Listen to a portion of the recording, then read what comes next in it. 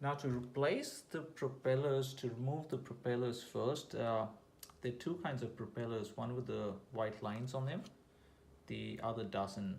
So the one on the with the white lines on them, you move clockwise and the anti-clockwise on the other one.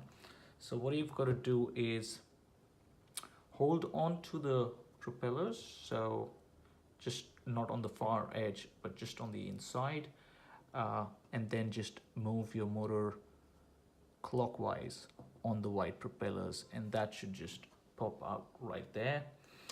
On the propellers with no white lines on it, same, so you just press down on the propellers and move it anti-clockwise, and that should just pop out.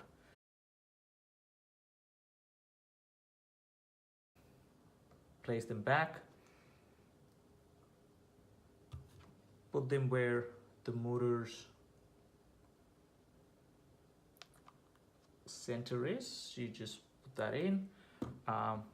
Again, just place your drone down, push that in and rotate clockwise. For the propellers without the white mark, with the propellers with the white line, the motor has those white lines to match the propellers too, so you know you're putting in the right motor. Put the propeller in, press it down, and then just anti-clockwise there.